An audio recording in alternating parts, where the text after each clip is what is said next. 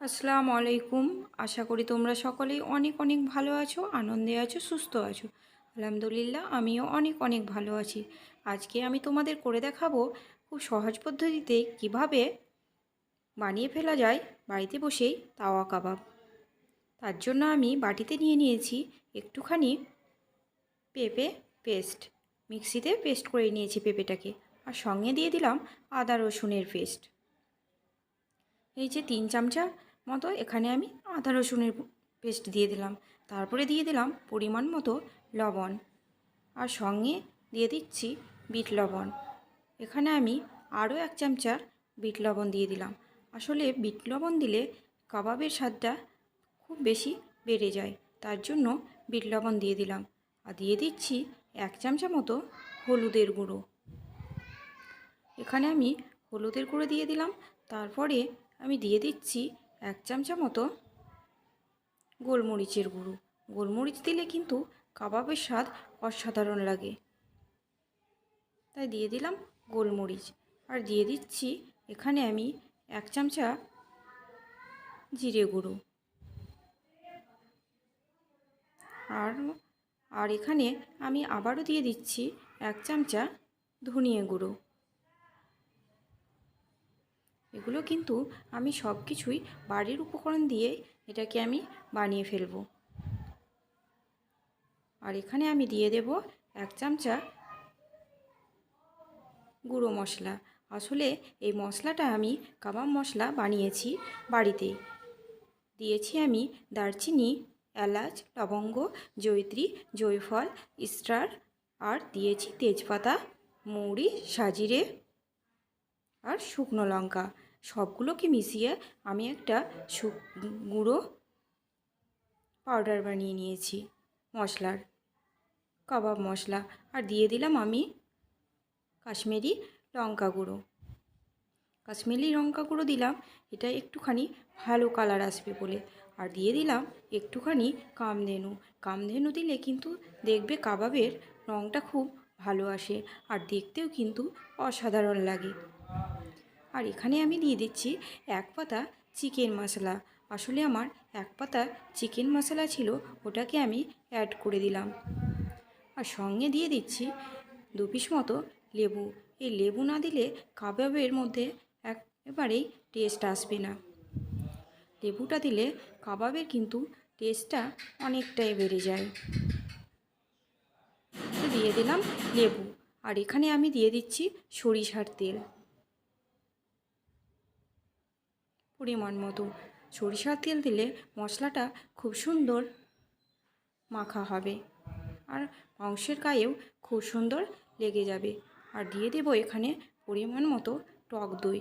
এখানে আমি 4 চামচা মতো টক দই দিচ্ছি, কারণ মাংসের পরিমাণটা আমার অনেকটাই আছে।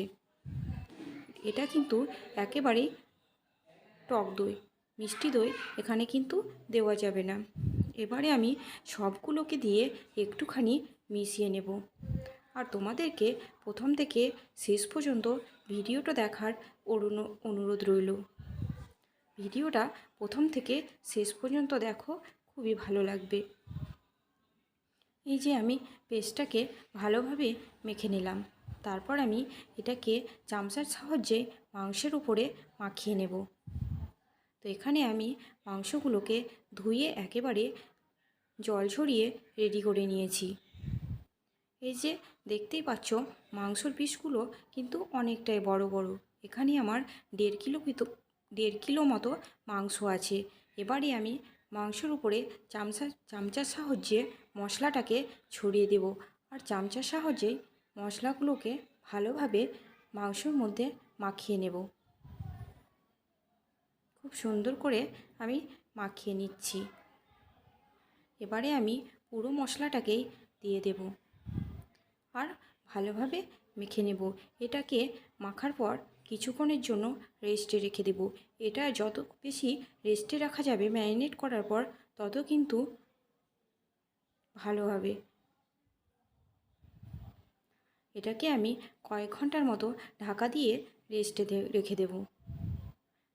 এটা কিন্তু একদিন আগেও রেস্টে রেখে দিলে পরের দিন করা যেতে পারে। এবার আমি কয়েক ঘন্টা পর ফিরে এসেছি। দেখতেই পাচ্ছ জলের মধ্যে জল মাংসের মধ্যে জল ছড়িয়েছে। আর তাওয়া কাবাব বানানোর জন্য তো তাওয়া অবশ্যই দরকার, তাই আমি তাওয়াও বসিয়ে দিয়েছি। আর দিয়ে দিলাম একটুখানি তেল। এখানে অল্প পরিমাণ তেল দেব। এখানে কিন্তু বেশি তেলের কোনো প্রয়োজন নেই, এখানে বেশি তেল একদমই লাগবে না। তাই দিয়ে দিলাম তেল, আর সঙ্গে দিয়ে দেব একটুখানি বাটার। এটা শুধু বাটার দিয়েও করা যেতে পারে, খেতে কিন্তু অনেকটাই টেস্ট লাগবে। কিন্তু শুধু যখনই বাটার দিয়ে করতে যাবে তখনই দেখবে খুব তাড়াতাড়ি চাটুর গায়ে লেগে যাচ্ছে বা পুড়ে যাচ্ছে মশলাগুলো। তার জন্যই একসঙ্গে তেল আর বাটার মিশিয়ে নেবে, তাহলে দেখবে একদমই পুড়বে না। তাই বাটার আর তেল একসঙ্গে আমি মিশিয়ে তাওয়ার মধ্যে ছড়িয়ে নিলাম। এবারে আমি একে একে পিসগুলোকে সুন্দরভাবে দিয়ে দেব একটুখানি তাওয়া গরম হলেই। যারা প্রতিদিন আমার ভিডিও দেখো আর আমার পাশে আছো, আমাকে কমেন্ট করো, তাদের জন্য রইল অসংখ্য ধন্যবাদ। আর যারা নতুন বন্ধু আছো আমার ভিডিও দেখো, তারাদের জন্য রইল অনেক ভালোবাসা। তারা প্লিজ আমার চ্যানেলটিকে সাবস্ক্রাইব করে নতুন বন্ধুরা পাশে থেকো। অনেক বন্ধু আছো যারা ক্লিক করেই চলে যাও, কিন্তু চ্যানেলটাকে সাবস্ক্রাইব করো না। দয়া করে বন্ধুরা এরকম করবে না, একটু সাবস্ক্রাইব করে দিলে ক্ষতি আর কি। তো এই যে একে একে আমি মাংসের টুকরোগুলোকে দিয়ে দেব।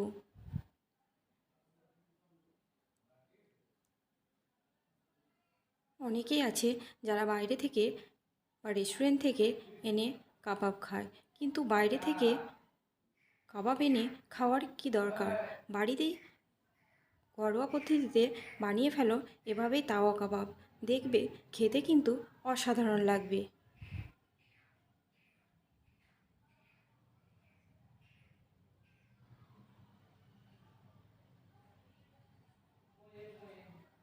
তো আমি এভাবেই কিন্তু বাড়িতেই বানিয়ে ফেলি তাওয়া কাবাব, আর সবাই মিলে আনন্দ উপভোগ করি।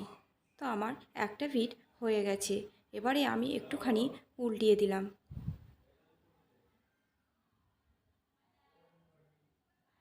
এই যে মাংসের মধ্যে যে জলটা ছিল সেটাও কিন্তু শুকিয়ে এসেছে। একে একে সবগুলোকে আমি একটু একটু করে উল্টিয়ে দেব। আরও একটুখানি বসিয়ে রাখবো। এটা কিন্তু একদমই কম আঁচে করতে হবে, নাহলে কিন্তু সব জলটা তাড়াতাড়ি শুকিয়ে যাবে আর মশলাগুলো পুড়ে পুড়ে যাবে। একেবারে কম আঁচে বসিয়ে রেখে করতে হবে। প্রত্যেকটা পিস আমার উল্টানো হয়ে গেল। আর যে মশলাগুলো ছিল সেগুলো কিন্তু একটু একটু করে আমি ব্রাশ করে দেব। ব্রাশের সাহায্যে মশলাগুলো দিয়ে দেব। আসলে মাংসগুলোকে ঝেড়ে ঝেড়ে দেওয়ার কারণ, আগে যদি মশলাগুলো দেওয়া যায় তাহলে মশলাগুলো পুড়ে যাবে। এই যে তাওয়ার মধ্যে যে মশলাগুলো আছে সেগুলোকে আমি তুলে তুলে মাংসের উপরে ভালোভাবে ব্রাশ করে দেব। আর দেখতেই পাচ্ছ কি সুন্দর হয়েছে, মশলাগুলো কিন্তু আমার একটুও পুড়েনি, আর মাংসগুলো একটু একটু লালচে হয়ে এসেছে। ব্রাশের সাহায্যে আমি তুলে দিয়ে দিলাম। আর এখানে বাটিতে যে মশলাটা আমার আছে এক্সট্রা, সেটাকে আমি মাংসের উপরে লাগিয়ে দেব।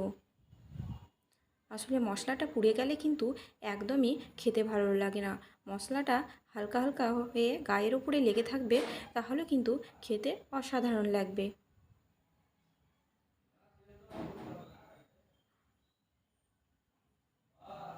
তাই আমি বলবো তোমাদের, বাইরে থেকে না এনে এভাবে ঘরোয়া পদ্ধতিতে বাড়িতেই বানিয়ে ফেলো তাওয়া কাবাব, আর সবাই আনন্দ উপভোগ করো। এই যে আমি ব্রাশের সাহায্যে একটু একটু করে মশলাগুলোকে লাগিয়ে দিলাম। তারপরে এগুলোকে আমি আরও একটুখানি রেখে আর একটা পিঠ উল্টিয়ে দেব। এই যে দেখতেই পাচ্ছ কি সুন্দর হয়েছে, আর মশলাগুলোও কিন্তু আমার খুব পড়েনি। এবার আমি একটা নেটের ওপরে সবগুলোকে সাজিয়ে নেব একটা একটা করে।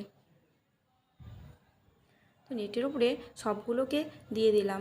তারপর এটাকে আমি একটুখানি গ্যাসের উপরে এদিক ওদিক করে ঘুরিয়ে ঘুরিয়ে হালকাভাবে পুড়িয়ে নিব। আর উপরে দিয়ে দিলাম একটুখানি বাটার। এই বাড়িতে বানানো কাবাব কিন্তু খেতে অনেকটাই টেস্টি হয়। একবার এভাবেই কিন্তু বানিয়ে ফেলো, দেখবে খুবই ভালো লাগবে। এটা কিন্তু একেবারে আঁচের মধ্যে বসিয়ে রাখা যাবে না, নাহলে কিন্তু একদিকটা পুড়ে যাবে। দেখতেই পাচ্ছ ওপরে কিন্তু ধোঁয়া উঠছে। ঘুরিয়ে ঘুরিয়ে পুড়িয়ে নিলাম। এখানে আমার তাওয়া কাবাব একেবারে রেডি হয়ে গেছে।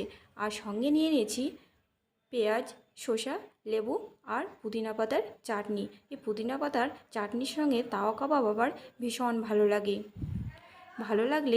ভিডিওটি ভালো লাগলে চ্যানেলটিকে সাবস্ক্রাইব করে পাশে থেকো। আর ভিডিওটি কেমন লাগলো লাইক শেয়ার কমেন্ট করে অবশ্যই জানিও। সবাই অনেক অনেক ভালো থেকো, সুস্থ থেকো। দেখা হচ্ছে তোমাদের সঙ্গে আবারও নেক্সট ভিডিওতে। সবশেষে আমি একটুখানি গোলমরিচ ছড়িয়ে দিলাম। আসলে গোলমরিচ আর বিট লবণ দিলে স্বাদটা কিন্তু অনেকটাই বেড়ে যায়। এবারে এটাকে আমি সবার সামনে পরিবেশন করব। আল্লাহ হাফেজ।